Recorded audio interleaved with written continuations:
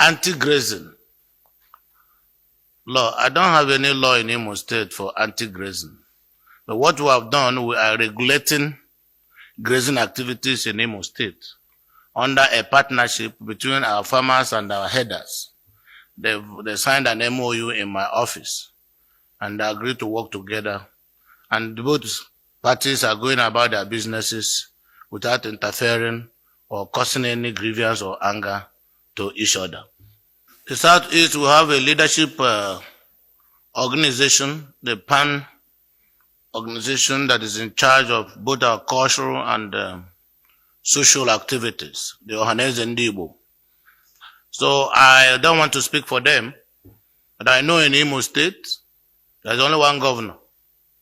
And only the governor can order, working with other members of the government, that people should sit at home and it will be obeyed. I don't want to sit here and recognize that there's any order outside the government of Imo State, because there's a government.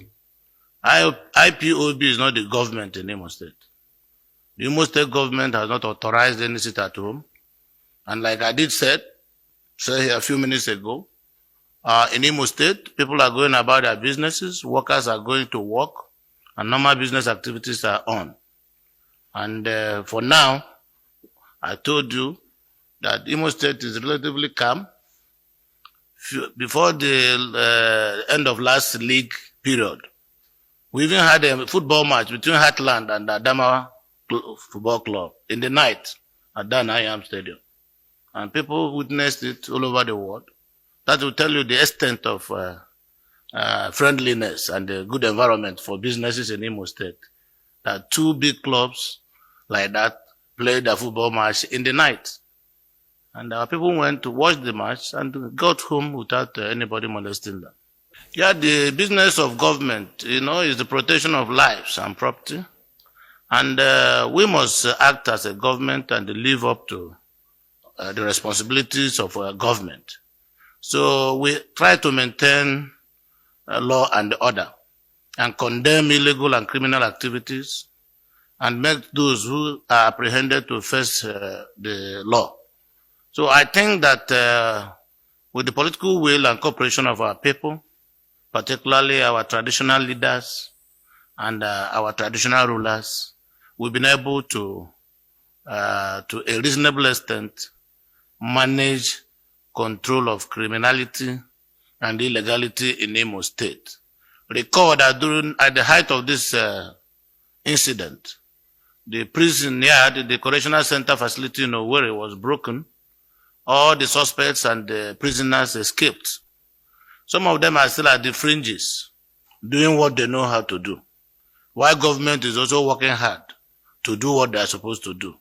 So in no small time, I'm sure and almost certain that life will return, normalcy will return completely, 100% to Imo State.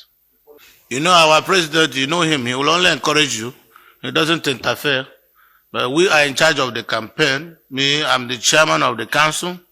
And the good news is that the political leadership in Imo State, in Igbo land, we have this resolved to be part of the federal government, to participate at the national level, to leave a provincial championship to national championship. So what we have decided to do is to ensure that we embrace the ruling party, APC. And we are taking the message to Anambra. And by the grace of God, Anambra people will buy the message. And the Igbo land will be recovered. Now, in Imo State, our people sat for NECO, sat for all the exams. We were not affected. So, and I don't think that the sit at home worked in Imo State. If you check your facts very well, they will tell you that our students sat for the exam, and the exam went on very well and successful. The petroleum tankers is not a very simple thing. People have chosen to do things that are not proper. A road contractor, construction contractor, not even during my regime, destroyed some part of a gas station, filling station at Olu.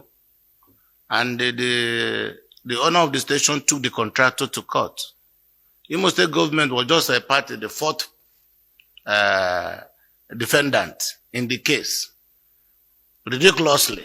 a judge ordered that Imo State government should pay the contractor some money in excess of 100 million. This case, Imo State government is not the main defendant. However, this judgment was given during my time. What we did was to issue notice of appeal, applied for stay of execution. Then the owner of the gas station, having been a tanker driver, took undue advantage of his relationship with the association and got the tanker drivers to embark on strike. How do you explain that? If we continue in this manner, one day these crayfish sellers will come together and also embark on strike. So I know that since the man was wise enough to go to court, I think he should be patient enough to wait until the end of the litigation. So now that we have appealed, he should be patient enough to hear what the Court of Appeal will say. And then, if it is favorable to us, he can go to Supreme Court. If it's not favorable to us, we can also go to Supreme Court. But the situation where we sit down there, and every association of an association will just threaten and allow themselves to be used by opposition politicians to embarrass government, I would not encourage that. It doesn't take 15 minutes to cross Mudi to Uli, Anambra, for people to buy fuel, to River State, to Abia State. You know, we are equidistant with some neighboring states. So I don't think that is something to break our head. I'm appealing to them to interrogate their consciences and do the right thing by ensuring that they do their businesses too. Because by cutting the supply of fuel, they are also not doing their businesses. And it's just the poor people who are not able to travel out to buy fuel that the thing will affect.